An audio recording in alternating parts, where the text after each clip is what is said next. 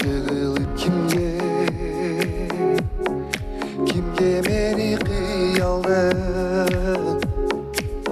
мен сени күттім ай жүрөгүм ооруп турат сага жете албай а мен өзүмдү издеп келемин таба албай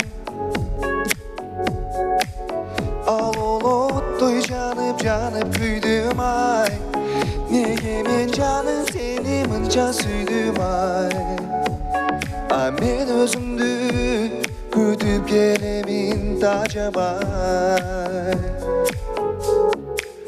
жүрөгүм жакындатпай эч кимди жүдөттү го жүрөгүм ару сезимди жаңбыр болуп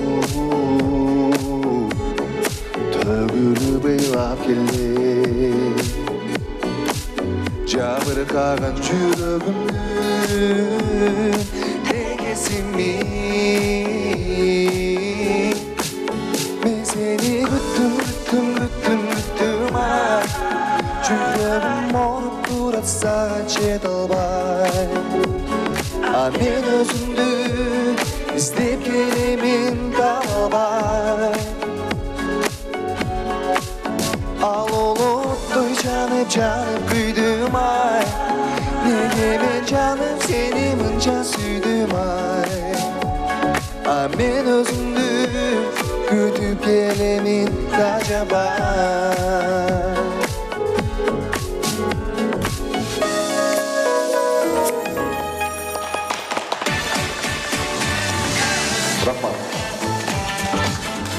Манакей достор, биз дагы күттүк, ушул финалдык таймашты күттүк. Урматтуу достор, бүгүн үлгүлүү үй-бүлө долбоорунун 2 финалдык оюнун 1-чи финалдык таймашы. Достор, бекем үй-бүлө, бекем мамлекет. Андыктан дагы бир жолу биздин үлгүлүү үй-бүлө долбооруна кош келипсиздер. Кол чабуулар.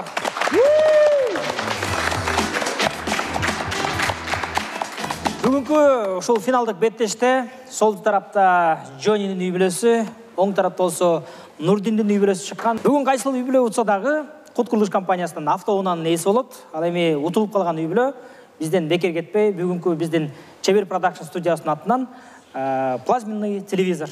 Андыктан бүгүн жакшылап аракет кылыңыздар. Барыңыздарга ийгилик каалайм, оң тарапка дагы, сол тарапка дагы. Бүгүнкү таймаш оор болот. Ошондуктан келип көргөн меймандар дагы жакшылап колдоп, кол чаап, маанайыңыздар көтөрүп, жакшылап отуруңуздар. Барыңыздарга дары жолу ийгилик. Урушта туруш жок демекчи, дароо эле 1-чи оюндан баштамакчыбыз. Барына чексиздик. Жаңы О абоненттер үчүн 4 жумага болгону 495 сом. Дароо азыр кошуп алда 3 айга арзандатууга ээ бол. Чексиз интернет, чалуулар, социалдык тармактар, мессенджерлер, OTV. Сен үчүн баары бир тарифте топтолгон. Переходи на О. Барына чексиздик бул сонун. Биз дагы бир жолу эскертебиз, бүгүн уткан үй-бүлө, утканы автоунаа, утулганы болсо телевизор алып келет. Ошондуктан эки тараптан колуңуздардан келген болгон күч аракетти жумшаңыздар. Ийгиликтерди каалайбыз. 1-чи оюндун шарты боюнча бүгүн оюндардын баардыгы оор болот. Ошого карабастан 1-чи оюнда сол тарапта 40 шарик үйлөнгөн, оң тарапта дагы 40 шарик үйлөнгөн турат. Келинчектер алып берет, жастыкка коет. Күйөөлөр болсо башыңыздар менен, туршуңуздар менен жарастыр шарикти. 90 секундда беребиз. 90 секунддун ичинде ким көбүрөөк шар жарат? Түшүнүктүүбү? Даярсыздарбы? Ар бир конкурста упай өтө маанилүү. Эми мырзалар жашоодо чындап эле ушундай келинчекти үй-бүлө бала чаканы багыш үчүн тумшук менен жер казып жүрөбүз. Мына ошону бүгүн эфирден дагы дайыр жол далилдеп коелу. Чекеңиздер менен сүзүңүздөр, бурту менен сүзүп анан ушул жерден скорый чыгарып отурбайлы. Барыңыздарга ийгилик каалайбыз. 90 секунддун ичинде кайсыл үй-бүлө көбүрөөк шарикти жарат көрөбүз. Ышкырык менен бирге баштайбыз. Даярсыздарбы? Ой. Қой, қайра баштайық. Қайра баштайлы. Жарар. Келіншектер шағымен жастықты қармап беріп қойла, Давай. Жастықты қармау бар. Ей.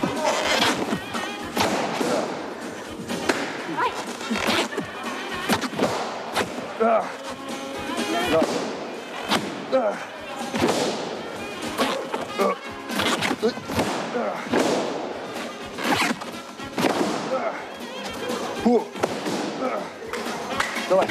Во. Я кішкене жанып тұру ай. Жазды, қалама.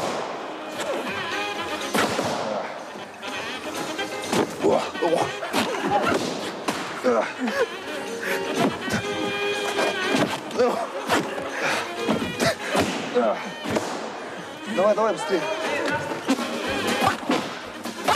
Жазып тұр. Жазып тұр. Ай, вот. Давай. Эй, ё-моё. Во. Жазып тұр. Басылшы. Жазып бері қылшы жан.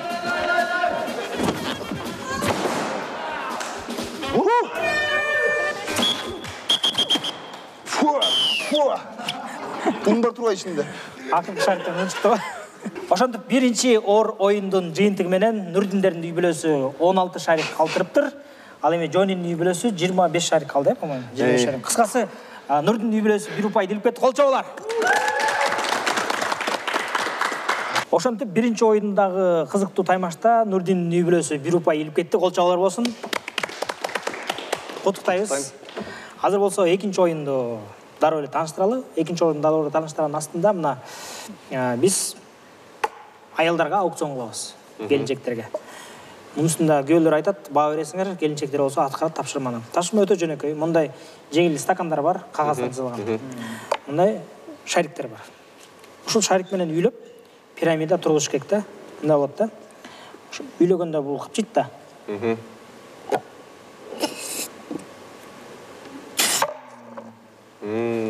Кыскасы, бир тараптан алып, үйлөп, экинчи тарапка коюп, ошентип 3, 2, 1. Уақытқа, Уақытқа. Ким батыраак болот. Так. Бул жакта дагы жолу айтып кеттик, Нурдиндин үй бүлөсү 1 упай илип кетти, ошондуктан Жонинин үй бүлөсү аракет кылыш керек. Алдыда дагы 8 оюн бар. Жалпысынан 9 оюн бар. 9 оюндун ичинен кайсыл үй бүлө көбүрөөк упай топтойт. Жалпысынан 6 стакан болот. Астына 3, үстүнө 2, анан эң үстүнө 1. Анда ошо 35 секунд болсун меники. 35 секундда жетет элебиз, Чичи? Жетет го эми үчөө биринчи койлот, анан экөөнү койлот, анан бирөө койлот да. Биякта бирок шарды үйлөп алып барып койгон.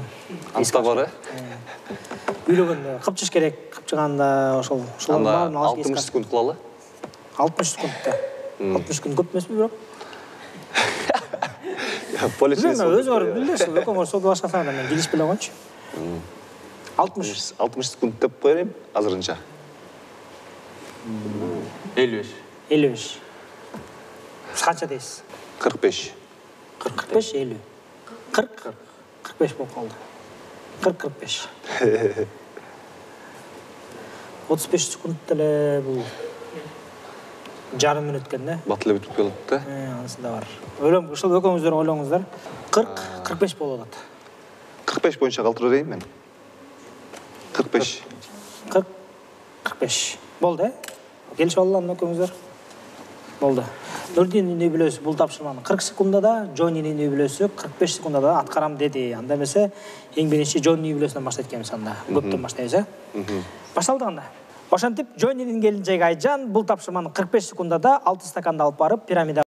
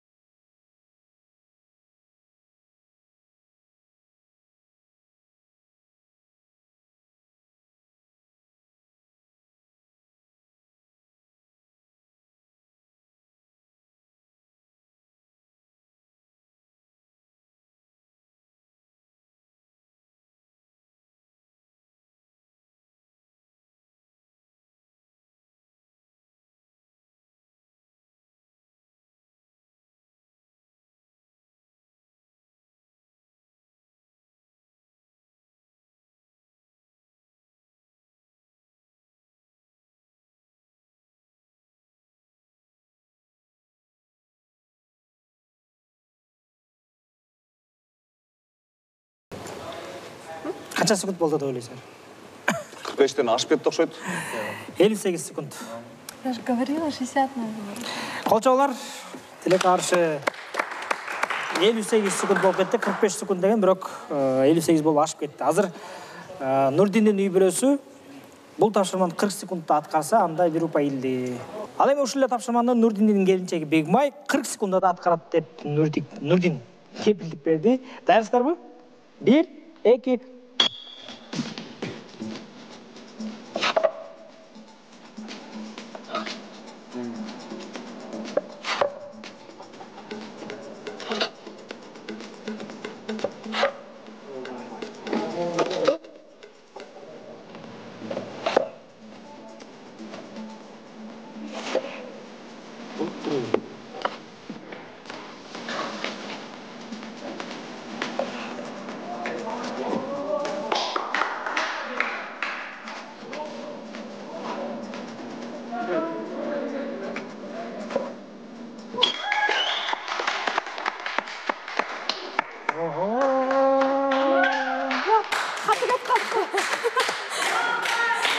Қанша секунд болды деп ойлайсың? 40 секундқа жеткен жоқ. Жеткен жоқ деп ойлайсың? Жеткен жоқ та. Жеткен жоқ па? Примерно 35 болды окшойт, 35 секунд. 38, 52. Қол чабуулар. Ошо менен бул тапшырмада дагы Нурдиндин үй бүлөсү 2-чи упайды илип кетти. Қол чабуулар. Можно сделать. Больше надо было. Кут курулуш компаниясы биз башкы төлөмдү жок кылдык. Бөлүп төлөө системасын 5 жылдан 7 жылга чейин узарттык.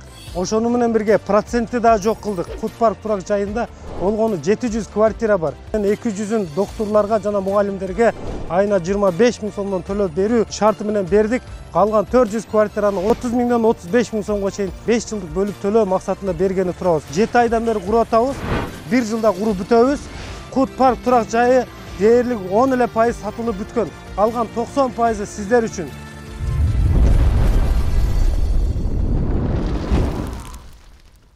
Ошентип экинчи оюнда дагы Нурдин менен Бегмайдын үй бүлөсү 2-чи упайды илип кетти. Айжан менен Жойни болсо аябай аракет кылышкан керек. Алдыда да 7 оюн бар, мүмкүнчүлүк бар. Ошондуктан аракет кылабыз. Азыркыда эми күйөөлөрүңөрдү кыйнайбыз. Мунусунда Жойни сизди карап таарынып атпайбы, э? Уганды аткара албай калдым. Азыр Жойнун өзүнүн аткарганын көрөбүз, кандай кыйын экен. Азыр болсо шарттер көрүнөбү? Азыр бияка батут коебуз. Батуттун үстүнө секирип, батут башында шлем болот, касканын үстүндө ийне болот. Секирип туруп, ошо он шарды жарыш керек ийне мененчи. Ошондо канча секундада кимдин көөсү аткарылат деген эле тапшырма. Канча секунд? Утаткандардан баштайлычы. Бегмайлардын үй бүлөсү. 10 шарды канча секундада жарат? Эмесе, аябай эле острый да. Ооба, тийсе эле жарат. Негизи ошо баш менен шарга тийиш керек да. Ар бир шарга 5 секунд кетсе деле 50 секунд, бирок 50 секунд аз. 40-90 секунд. 50 секунд аз дейсизби? 50 секунд аз болуп калат го дейм да. 5тен болсо. Ар бир шарга 5 секундтан кеткенде деле 50 секунд аз болуп калат, значит кичине кошуш керек да. Кошуп кылам да. Мен пока 90 деп турайын. 90 секундда. Айжан. 80. 80. 90-80 болду. 85. 85. Бияк силер 80, бияк 85. Ошол боюнча кылабы? Турайлабы? 75. 75. Анда 70. 70. 75. 70 болот да. Бирок абай эле кала, ошондо түшүп отуруп анан күйөөлөргө аткара албай калып жүрбүсүң. Подождите. Бул жакта скоростун чыгарып, ошо аткарганда маанилүү да. Нет, просто монтип бир турса ладно да, учуп кетиш мүмкүн да. Учуп кетиш мүмкүн. Мондай бир турган жок, Бул жип менен байланып турат. Жип кыймылдашы мүмкүн ары бир. Ошондо батутта секиргенде мисалы турамиста калышы мүмкүн. Кичине көбүрөөк айта алам да. Өзүңөр эсептешип эле мага карап эле болом. Чынында мен жерден секиргендей деп Нет, жерден эмес, батутта бар, батутка да турамис түшүп калышы мүмкүн да. Көбүрөөк. Көбүлөргө да абай эле кала. Белин олуп калышы мүмкүн. 80 эле болорсун. Мен 85-те. 100 дейлик же. Мне кажется, болбойт, батут менен. еще шарлардан нарда учуп кетип тийбей калышы мүмкүн да, ошон үчүн каждый шарикке секундасы. Айтсамда 80 болушун. Сиздики 80, сиздики 85. Болду, э? Ооба. Болду? Ооба. Кол ачып алалы экөөңүздөр анда. Болду? Ооба. Болду, э? Анда Нурдиндер 85, Джонилер 80. Анда Нурдиндерден баштайбыз биринчи. Баштадык анда, кол чап коңуздар. Бул оюнда Нурдиндердин үй бүлөсү бул тапшырманы 85 секунддан ичинде аткарабыз дейт. Аны болсо чогуу бирге көрөбүз. Дайыр болсоңуздар, биз ышкырык менен чогуу баштайбыз. Дайырсызбы Нурдин? Ооба. 1.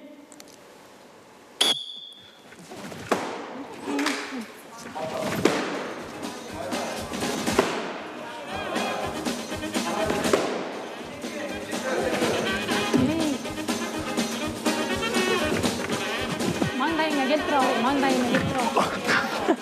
Чекиңе тартып, Нурдин. Бирге кыйшайып калды, ийне кыйшайып калды, ийне кыйшайып.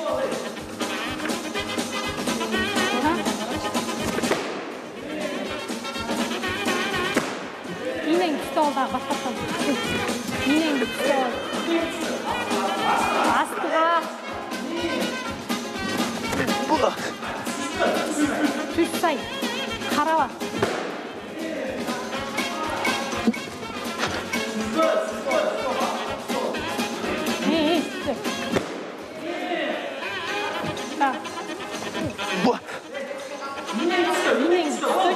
Бол баттаттан.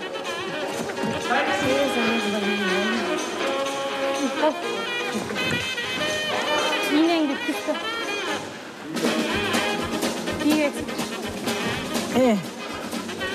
Ой, инем барбы? Бар, Турат ийне турат.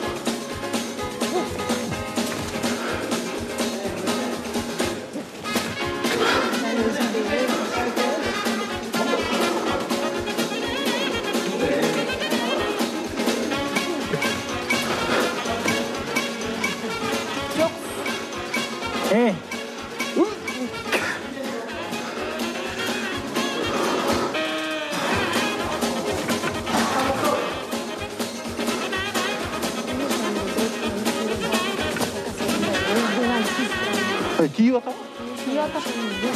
Капталан жоо.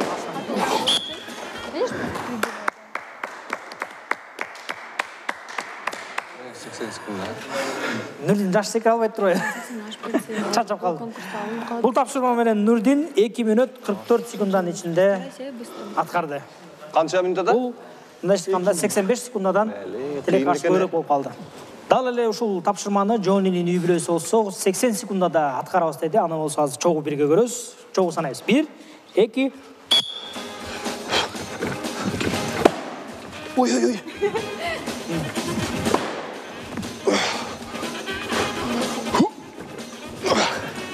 Айтып турасың.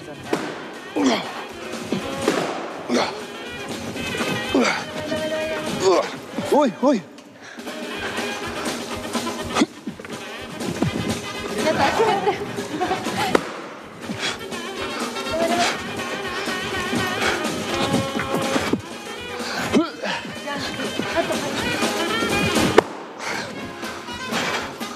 Где?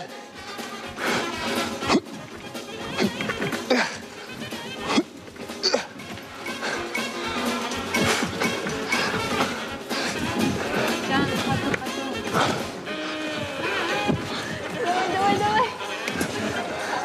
Harap tur, Can. Давай.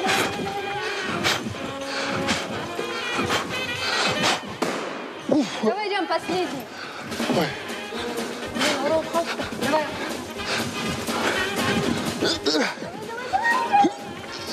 Давай ты секирка.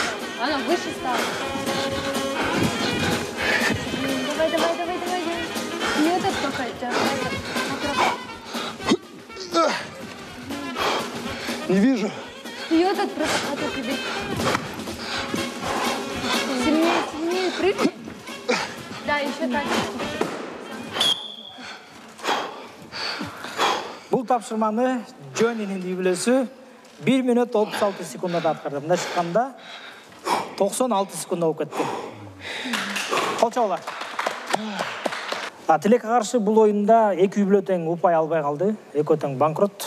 Шондықтан Джонилерге біраз жетпей қалды. Кішіне. Секірот. Оны кіріп кетті да. Жетеліп қалғадың ба? Жетеліп қалған үшін жетпей қалды. Осы жармақ пісті елеш. Кішінек олар атмасқа айтқандай айттыңар, шылтып айтқандай. Ойлар қандай болады? Алдыда екі ұпай менен Нұридиндердің үйбілесі келе атады. Күшті команда екен, шындығында. Жетесіңдер ме? Эми аракет кылабыз, Кудайдын буйругу да бар булдагыч. Анан утулсак да тарынбайбыз дегенде. Машинеге аракет барбы? Телевизор алып ошого аз болуп кете бересиң. Албетте, аракет бар. Келинчегим ушу машинаны утуп алсак, мен айдайынчы дегенден. Правасы барбы? Макул, сен айда. Мен жакында эле автошколадан окуп 3 ай ошол жакта билим алып анан ушу документ правасын алды. Азырынча машина жок. Силерде өзүңөрдө машина барбы? Менде бар. Эмне машина? Айтпай эле коеюн. Келинчекке берет экенсиз, сиз утуп алсаңыз, ким айдайт? Сиз айдайсызбы же келинчек айдайбы? Буюрса, өзүбүз айдайлы деп атабыз. Эки жак эки руль коюп алды деп атасыздарбы? Жок. Келинчекке да руль коюп берейин. Бир руль алдыга, бир руль артка. Силер бирок машинаңыз бар деп аткансыздар, Ооба. Силер машинаңыз бар. Сиз утуп алсаңыз, келинчекте права барбы? Жок. Права жок. Айдайбы негизи машина?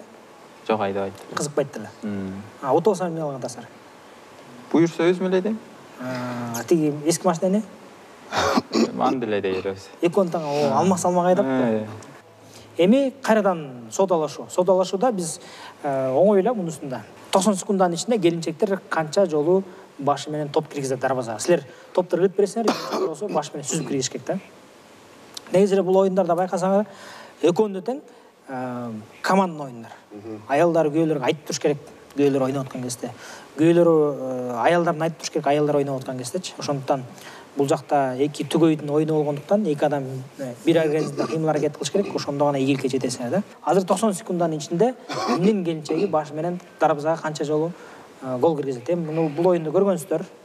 Бул жакта дарбаза болот, бул жакта чийинде келинчектер турат. Силер болсо топтор ыргыт бересиңер. Силер ыргыт бергенден дагы болот, келинчектер түскөндөн дагы болот. 90 секунддун ичинде кимдин аялы канча гол киргизет. Эки упай нээси болгон Нуридиндерден баштайлычы. Канча десем. 5 дей турабы. 5 гол. Баш түзөлө да негизи келинчектик. Ооба. Сүзгөндө жакшы. Жакшы эле сүзөт. Жакшы эле сүзөт. Сүзгөнү кантан көрдүңөр эле? Үйдөн жакалаша кеткенде сүзүп турат да. Ошол жерлерде. Сиз да эки жол телевидение ачып артист болуп баштадыңыз. Жакшы, демек 5 жол сүзөт экен. 5 жол. Сиздин келинчекчи? Силер үйдө жакалашканда кандай? Көбүнчө мен сүзөм да. Жакалан калат да. Сүзгөнүн көрбөп турмун, чын. Топ ойногонду көрдүңөр эле, негизи спортко кызыгабы? Спортко кызыгат, бирок топко кызыкпайт да. Башка спорт, фитнес, там стретчинг, аркы-берки. Биз түшүнбөгөн женский спорт түрлөрү да. Эми күйөөлөрдүн спортун түшүнүш керек да. Силер топко жөнөп турат да негизи, туурабы? Ооба. Топ ойноп турасыңар, ошонун эмесин билиш керек да азыр. Канчаны сүзөт болду экен? 4 деп коеюн мен. 4 элеби? 1,5 мүнөттө 4 эле араңбы? Ошону киргизе алалычы биринчи. Кирбей калышы мүмкүнбү? Кирбей калышы мүмкүн да. Эми аракет кылсаң, эки упай буларда да. Силер кичине көбүрөөк айтышыңар керек. 5 так. Бирок машинаны айдайбы, келинчеги айдагысы келип атабы? Айдагысы аракет кылат да. Айдагысы келсе сүзөт да. Мейли 6. 6 болсун. 90 секундада. 7 дейин. Уверенный башталды. Өзүнө ишенет экен аябай. келечеги түшүнбөй отурат тиякта карап, эмне деп атат деп. 6 ойынчу эле калырсың? 6, 7. 7. Болду, келиштик, а? Сиз 7 болбу? Мен 5 десем 7 ойынчу каласызбы? Кайра түшөм да. 6 анда. 6, 7. Болду, э? Өзгөртмөй жок. Жок. Анда кол алышпа боло. Жок. Анда аз топтон баштайбыз, 6-дан. 90 секундтун ичинде Джонни топту ыргытып берет, ал эми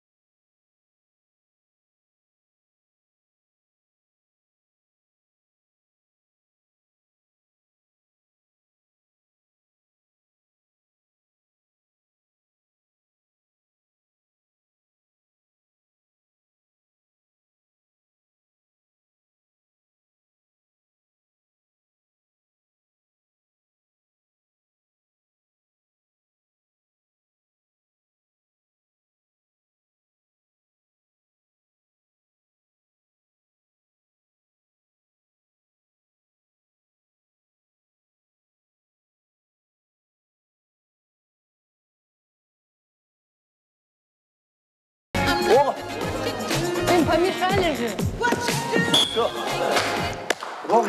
Ровно 6 топ кирди. Ал эми 90 секундтун ичинде Нурдиндин үй бүлөсү Нурдин топту ыргытып берет. Бегимай болсо баш менен 7 голду киргизет. 1, 2.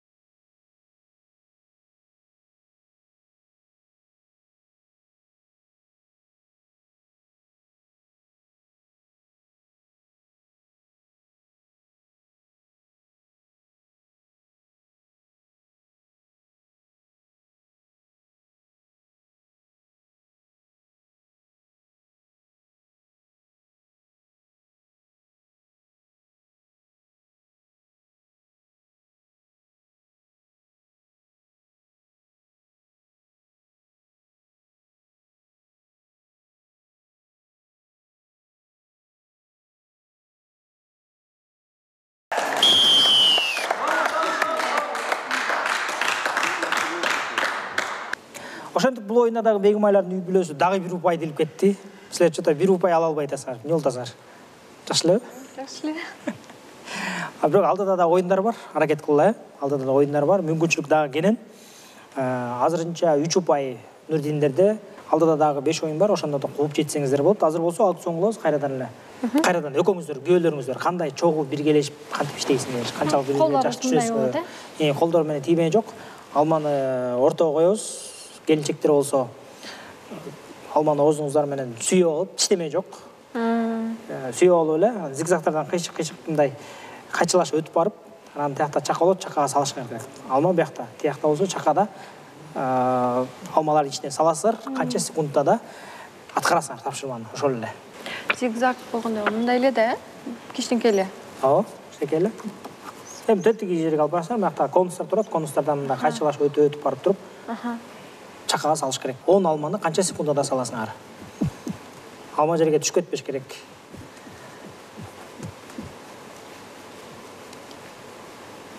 Если бир алмага канча секунд кетет примерно? Бияктан алыңар, тияка бардыңар, салдыңар. Мындай да бар да, ошо зигзаг. Кайчылашып өтүп барасыңар. Көп эле секунд кетет экен, 5 секундтан көп эле. Канча секунд? 5 секундтан 5 секунд барышыңа даже жетпей калат. Барышың 5 секунд. Итте мындай болот да. А бияктан колубуз менен эле мынтип коебуз, Алманы. Ооба, колубуз менен кое алабыз. 10 секундтан санасакчы, канча калат? 200 секунд болуп кетет, Колду биринчи алманы коюп туруп, анан басышыңар керек да. Басып барат коймой жок да. Алманы койдуңар. Экөөңөр эки жактан алманы сүйөдүңөр. Экөөңүздөр мындайча айтканда үй бүлөдө аял менен көз экөө бири-бирине мындай таянып иш кылыш керек да ошол. Экөөңүздөр бири-бириңиздерге таянып алып, ортого алманы кыпчык алып, бургамайдан кеттиңер. 10 алманы бул жактан алып барып тияка чакала салдыңар. Ошону канча секундда да кыласыңар деген эле сөз. 175. 175. 170. 170, силерге 175. Мындай тең кылса болбойт, 170. Жок, болбойт. Анда кимге утканын билбей каласыз да. 165. 165. 160 дейин. 160. Сиздики? 155. 155. 150. 150. 145. 145. 140. 135. 135. 130. 130. 120 это 2 минут алат, 2 минут. Мало эле болуп калат. Ошо менен канча болду силерге? Канча дедиңиз? 140 дедик да?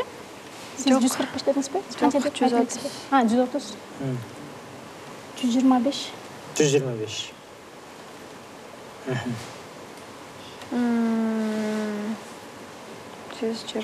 120. 120. 2 минута жетет болуш керек. 115. 115. 110. 110.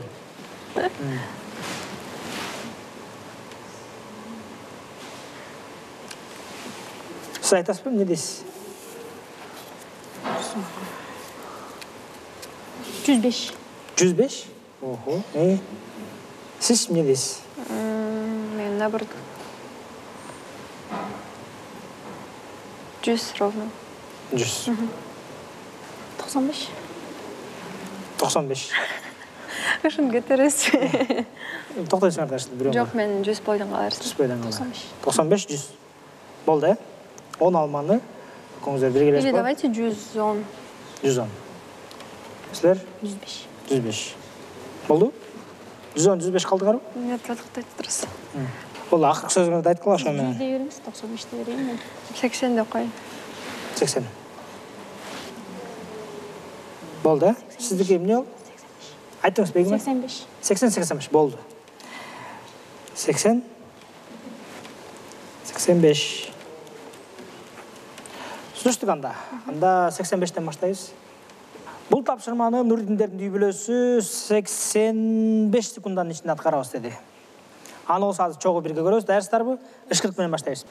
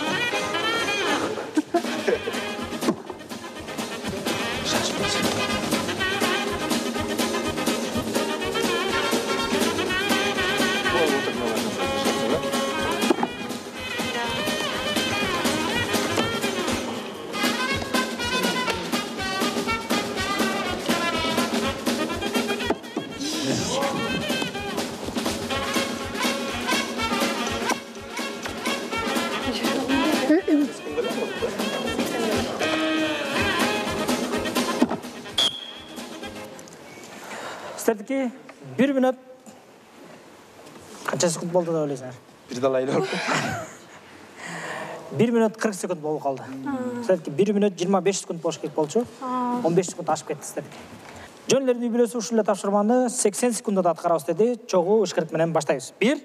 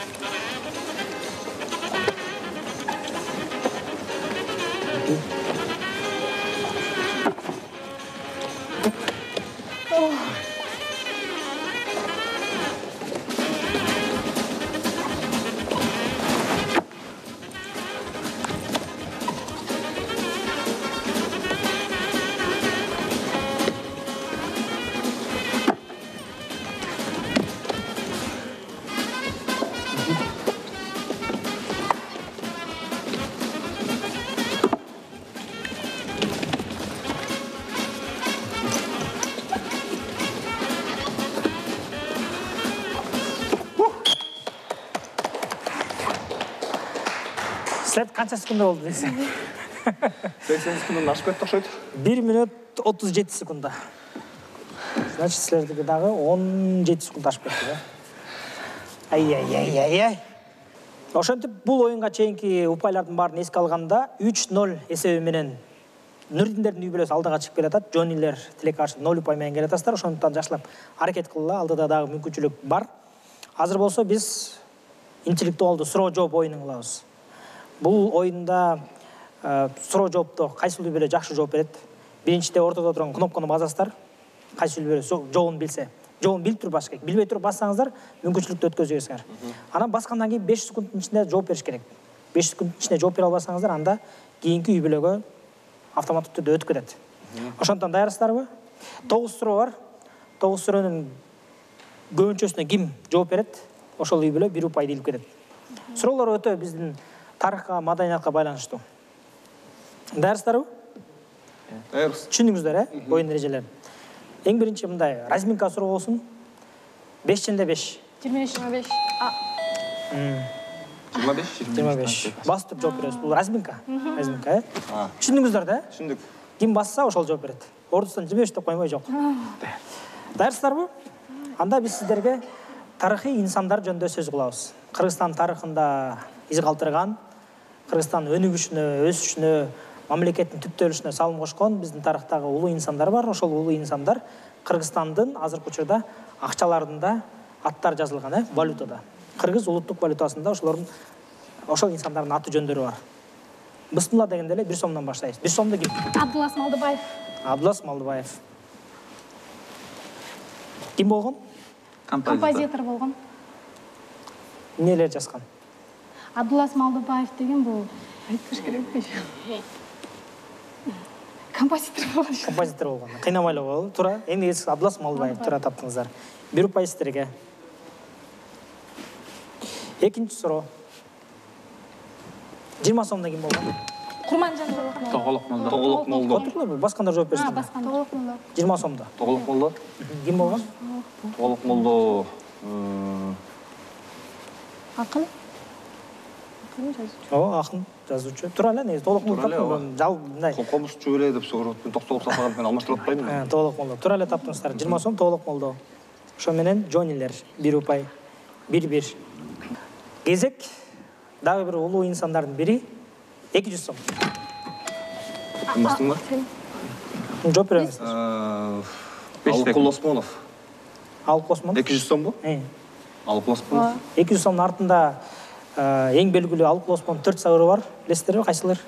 Ысык көл, Геде, Кеде Тынчта, Геде толқын, толқыса толқынына, мен ортоқмын. Тең ортоқмын қанчалық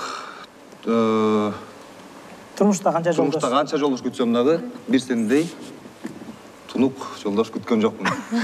Майнис ушул сияқты да. Тұралы, 2 сомның артында, бұл 2 сом Алып Осмонов тура таптыңыздар. Жазуучу, Джонилердің юбилейсіне 2 ұпай. Олан табыз, кейінгі сұру, 5 сом. 5 сом бұл?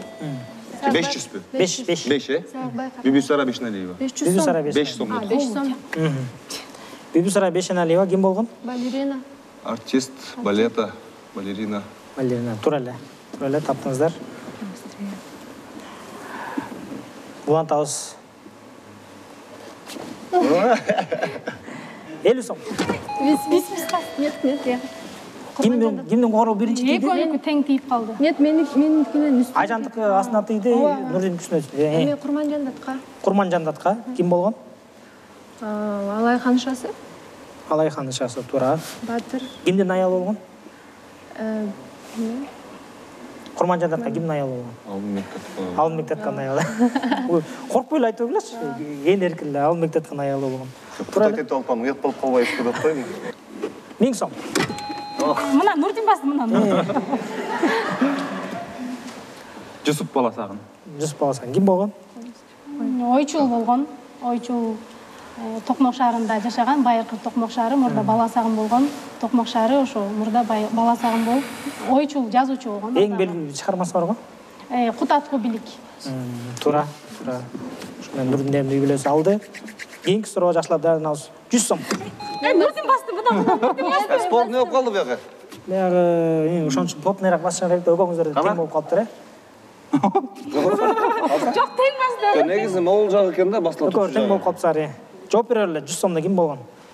Тоқтау сатылғанық болған. Тоқтау сатылғанық қомысшы болған. Қомысшы болған. Дағы? Тоқтау сатылғанық атында не бар? Ақын. Филармония. Дағы? Көче. Көче, дағы? Памятник. Там не бар? Эме тоқтау сатылғанық атында сыйлық бар. Сыйлық бар, гес бар. Дағы? Ақша. Азыр сеттің басы қанша болады?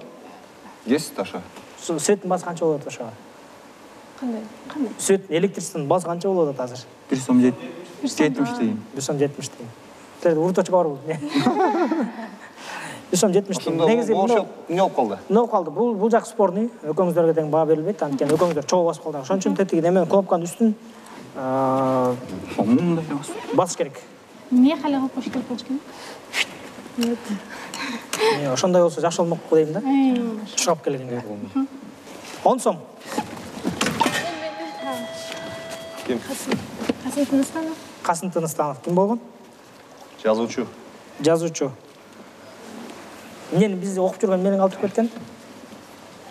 Алипе. Алипе. Точно. Тура. Ошо менен. Даярсыңар ба?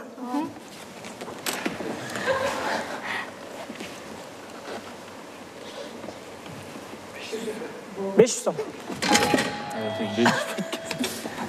500 сом. Саякбай Қаралай. Саякбай Қаралай. Кім болған? Манасчы. Манасчы. Саякбай Қаралаев Манасчы болған. Манас эпосынан үзінді білесіздер? Білесің? Манас. Білесің сен өкексің? Сен баспадың. Қина өлі қолды. Манас. Сіздер Манас білесіздер? Үзінді бір-екі сап. Манас. Нұрдин білет қо? Біз жаттығымыз. Қинамай жоқ, Тұрайлы. Жана ең ақырғы сұрау? 2 сом. 2 сом жоқ. 2 сом жоқ. Анне базақта сен? Жоқ та айталды. 3 сом. Тыйын ал. 50 тыйын. 50 тыйындай. Мұрдақы кішінекейдегі үркіт герб. Тура айтты тазар. 5000 сом. Ким болған? Симон Чокпоров. Актер, художник, Дағы? каскадер. Дағы? Қырғыз СССР-нің артисі. Тура таптыңыздар. Негізі Биздин тарыхта калтырган инсандардын аты жөндөрү ушул акчаларга калтырылган. Бир сыра ошол жөнүндө маалымат берели. Суроо жооп биздин акча көтөрүп жүргөндөр ошо кээ бир учурда суроо берсең билбей калат. Кайсыл инсан кайсыл акчада жазылганын, анын тарыхын, ал ким болгонун билбей калат. Ошондуктан биз мындай мени да сергидеп турган интеллектуалдуу суроо жооп кылдык. Бул суроо жооп оюнунда 7 суроого жооп бергенге жетишкен. Жөнүлөрүнүн үй бүлөсү 1 упай келип кетти. Колчоолор. Ушул менен биринчи упайыңарды алдыңар окшойт. Жанагыдан бир аракет кылып. Жеңил болду. Колчоолор. Жетишпейсиздерби? Ошондоп дагы бир конкурска кезек келип жетти. Бул конкурста эгерде жөнүлөр 1 упай алып кетсеңер, анда силерде алдыда мүмкүнчүлүк бар. Эгерде азыр ушул конкурста утулуп калсаңар бул оюнда, анда автоматтык түрдө булар 4-чү упайды топтогон менен силер утулуп каласыздар. Келинчектер үйдө курсак жакшы эле тоебуз абы? Ооба. Жакшы эле тамак береби? Ооба, жакшы. Сизгичи? Мындай эле. Бул бойке көбүрөөк жейт окшойт. Тамак жакшы эле жасайт үйдөн. Ооба. Ойготуп тамак башкаттан кафеден тоюп келсең таарынат. Ооба. Эмне жеп келдиң? Үйдүн тамагын жебейсиң. Ооба. Же раз тоюп келип десең болду, жатып уктайт экенбиз деп жейбиз үйдө. Жок, атайын ачыкка келем мен. Жакшы. Анда берсе азыр ошол боюнча оюн болот. Азыркы учурда салмакка тарзага чөбүз. Салмактардын баарын бир сүрөткөтарга фиксация кылып белгилеп коебуз. Анан холодильникте 120 секундтун ичинде холодильникти ачат дагы. Келинчектер силерге тамак алып берет. Силер тамактан көбүрөөк жешиңер керек. Тамактан жебесеңер 120 секунд бүткөндөн кийин келип кайра таразага турабыз. Анан аны да фиксация кылып коебуз. Ошо менен айырмасы ким көбүрөөк салмак кошсо, ошол 120 секундтун ичинде тамак ичет. Ким көбүрөөк салмак кошсо, ошол утат. Түшүндүңүздөр, э? Даярсыздарбы? Азыр эң аз упай алган жөнүлөрдүн үй бүлөсүнөн баштайбыз. Келиңиз, Жони. Биринчи салмакты тартып коелу. Чыгарыңыз.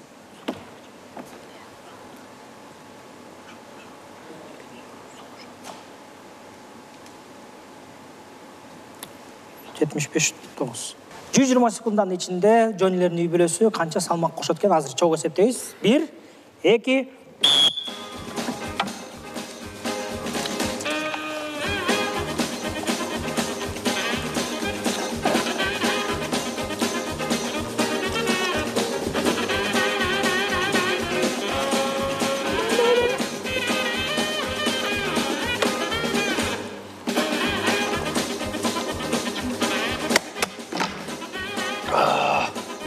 Давай.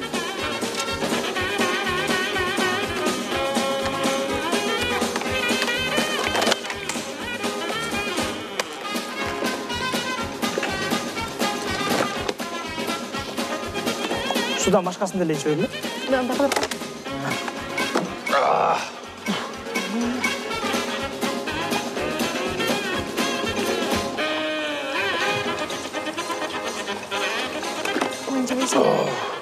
Батпай алды.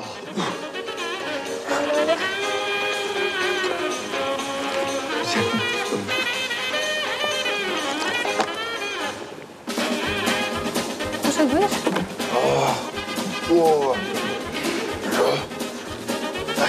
Быстрее, Джан. Секунды идут.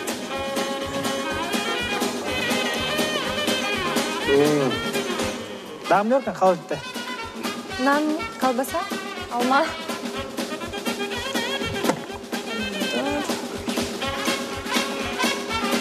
Батпай алды. Өпке алайым да. Сирә курсак тоюп жатасыздар. Чуть-чуть. Секунды, Джан.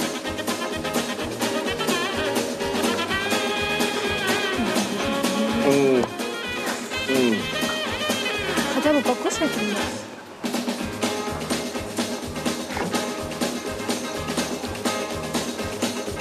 Hayır, жолукпойбу. Болду. Ушу менен дальше кыйнабайбыз.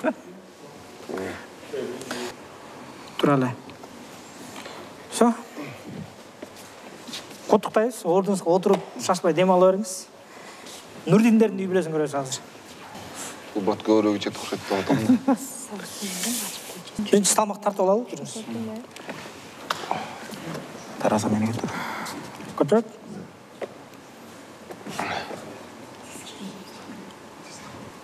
$98.6, Азыр Нурдин салмакка түштү, 98,6 грамм, 98 килограмм, 600 грамм болуп калды.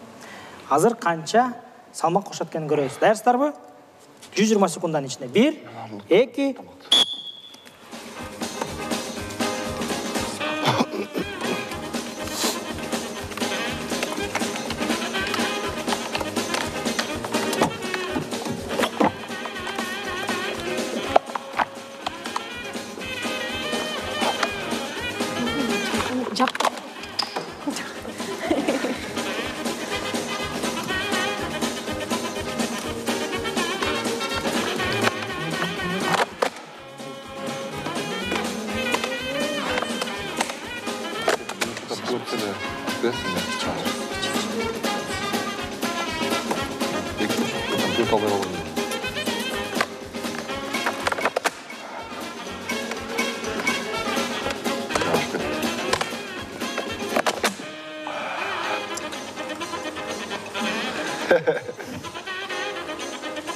Судан башка нерселер жесеңер болот.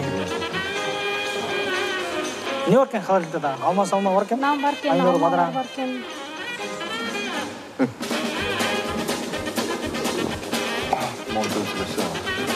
Жақта көрушілер су деп отады. Су көбірек қошабыз салмақты? Су плотный, да.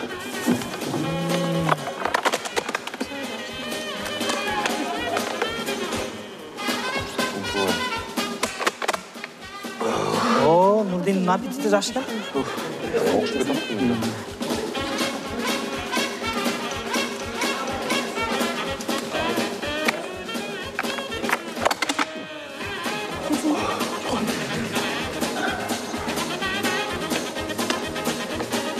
Күнделік осындай тамақ жейді, бүгін осындай жеп отау. Бегімай. Иә. Күнделік осындай тамақ жейді? Ава, жақсы жейді тамақты. Кичіне, көрші болғайын, кичіне.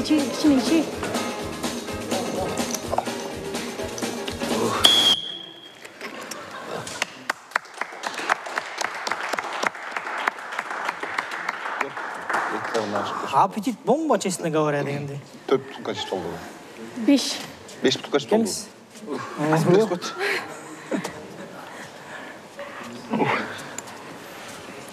Қазір. Все равно машинаға батпай қалдыңар. Қана, тұрамыз.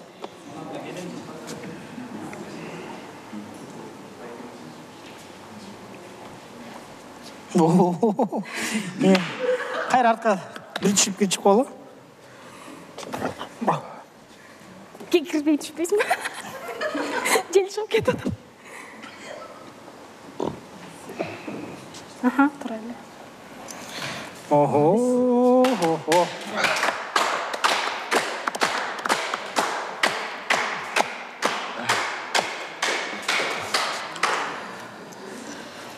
Туғандар, жөнділердің үй бүресі 75-900 мен түшкенсер, 75-900 болып түшкен. Тамақтан жеп 120 секундан ішінде 1 килограмм 900 грамм салмақ қошты. Ол жаулар. Ал эми Нурдиндердің үй бүресі 98-6 болчу, 98-6 менен түшкөн. Азыркы салмагы боюнча азыр айтам. 162 деп коюш. Акыркы салмак кошкон боюнча канча деп 98-6 болчу, 101-300 грамм кошту.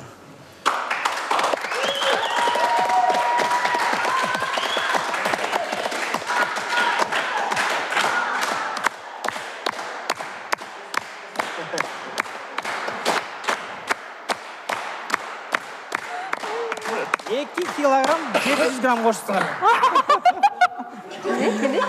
120 секундтун ичинде 2 килограмм 700 грамм кошуп тур. Нурдин. Аппетит катуу экен. Ушу менен тилекке каршы автоматтык түрдө Нурдиндердин үй бүлөсү 4-1 упай менен өтүп кетишти. Кол чабуулар.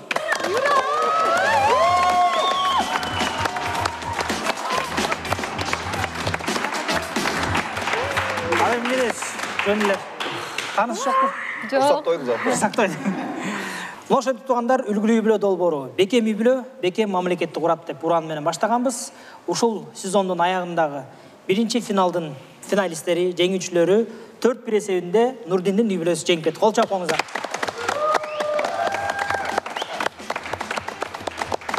Силерге ушундай Бекем үй бүлө болуңуздарды каалайбыз. Ал эми утулган үй бүлө дагы капаламай жок. Кудай буйрса кийинки сезондорго катышабыз. Сиздер дагы жакшы оюн көргөздүңүздөр, сезондун башынан аягына чейин жакшы жеттиңиздер. Сиздер дагы Бекем үй бүлө болуп жүрөрүңүздөрдү каалайбыз. Экөөңүздөргө тең үй бүлөлүк бакыт, көп балалуу болуңуздар.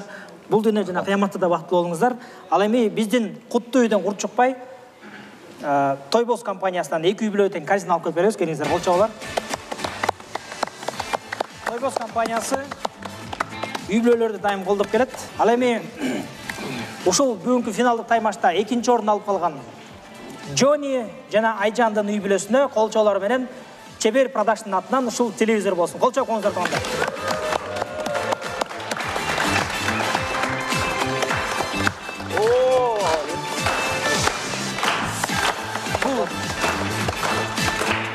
Бул биздин студиянын атынан демөөрчүлөр атайын ушу бизге квартира беришти, автоунаа беришти, путевка беришти, а биз болсо бул белекти атайын өзүбүздүн атыбыздан деп телевизор бердик сиздерге. Чоң рахмат, чоң рахмат. Ал эми уткан үй бүлөгө биз айтканбыз, Кут курулуш компаниясынын атынан 2012 жылкы ап-апак мындай тулпар. Кол чабуулар.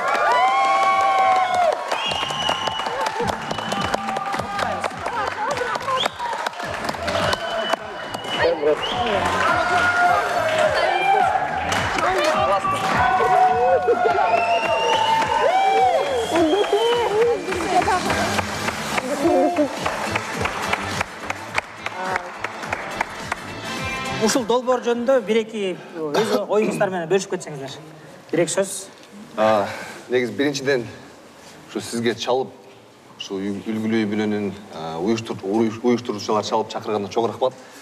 Эң баштан баштап эң сонун оюндар болду, кызыктуу, кыйыны да оюндар болду, оңойлор да болду. Финалга жеткенибиз биз үчүн да чоң жетишкендик.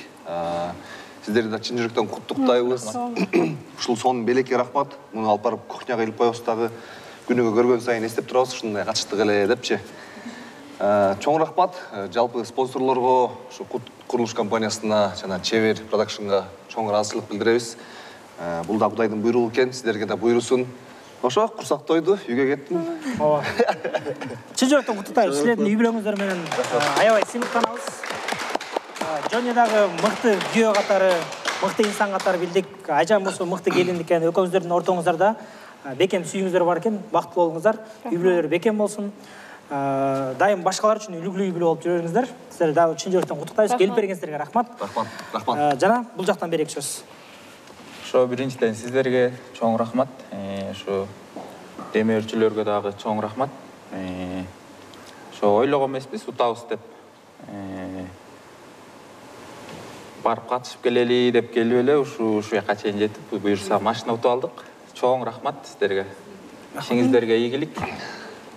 Келчектерден бир-эки сөз. Баарыңыздарга чоң рахмат. Бизди колдогон күйөрмандарыбызга да чоң рахмат. Сиздерге да чоң рахмат. Себепкер болуп, сиздер аркылуу машина утуп атабыз. Кийинки катышуучуларга дагы ийгилик. Квартираны кимге чын эле керек болсо, ошол семья утсун. Рахмат сиздерге. Чоң рахмат. Сиздерде дагы алыстан бери келип, ушул оюнга катышып, баштан аягына чейин чыгып бергениңиздерге, Бекем үй бүлө экенсиздер. Нурдин дагы мыкты күйөө, дайым ушундай жөлөк таяк болгонун көрдүк. Ушул оюндардын ичинде Бегимайдын дагы экөөнүн күйөөсүн аракет кылганын, мыкты үй бүлө, мыкты келинчек экенин көрдүк. Сиздерге да Бекем үй бүлө болуңуздар, көп балалуу болуңуздар. Дайым ушул башкалар үчүн үлгүлүү үй бүлө болуп жүрөрүңүздөр демекчибиз. Сиздерге да чоң рахмат, келип бергениңиздерге рахмат, катышканыңыздарга рахмат. Анан ушул автоунаа кут болсун, кол чабуулар.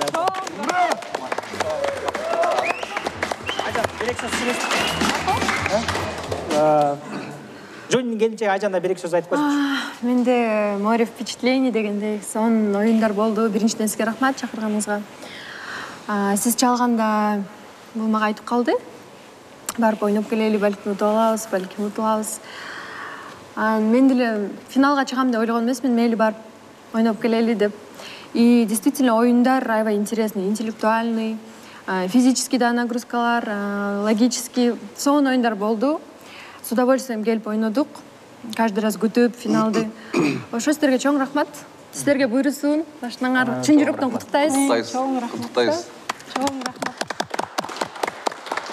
Урматтуу эле көрүүчүлөр, биз дагы бир жолу айтып кетебиз. Бекем үй бүлө бул бекем мамлекет. Андыктан азыркы учурда келинчектер менен күйөөлөрдүн ортосундагы мамиле бекем болсун. Экөө биргелешип, бири-бирине жөлөк таяк болуп, кыйынчылыктарды, жашоодогу оорчулуктардын баарын бирге жеңген жакшы.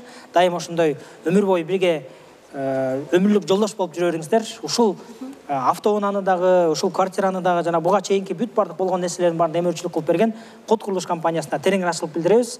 Дайым бар болуңуздар. Кудай буйрса, экинчи сезонду дагы колдоп берүүчүлөр болот, экинчи сезонго катышып берүүчүлөр да болот деп ишенебиз. Экинчи сезонду мындан дагы кызыктуу кылганга аракет кылабыз. Барыңыздарга чоң рахмат. Кудай буйрса, кийинки финалисттер менен көрүшкөнчө сак саламат болуңуздар. Кол чабуулар. Нурдин менен Бегимайдын үй бүлөсүн чын жүрөктөн куттуктайбыз. Машинесин алып келип даярдап коюп койдук мынакей. Дайыр жолу тулпарыңар кут болсун. Чоң рахмат. Чоң рахмат. Кол чабыңыздар. Үлгүлүү үй бүлө долбоорунан катышып, чындап эле бекем үй бүлө экен. Бири-бирин дайым колдоп турушат экен, дайым бири-бирине жөлөк таяк болуп турушат экен. Экөө ынтымакта биргеликте үлгүлүү үй бүлө долбоорунун финалында ошол автоунааны жеңишти. Силерди чын жүрөктөн куттуктайбыз. Чоң рахмат. Анан өзлөрү да айтып атышат, биз бул финалга дагы аябай катуу даярданганбыз бир жума. Эмне деп атасыздар жана?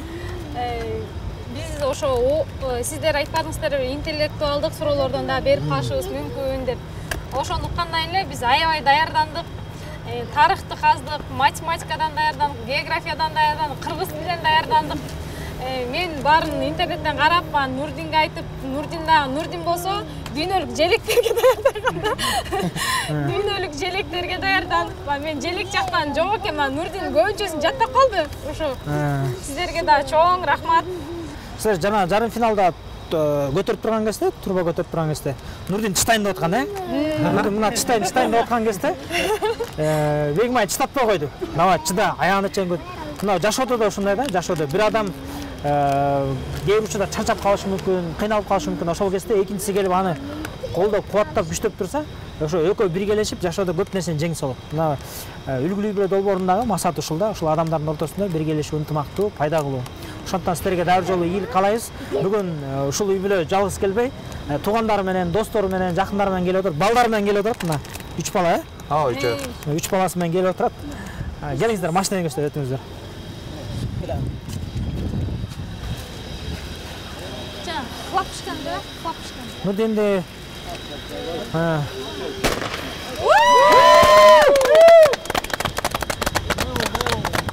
Келиңиздер.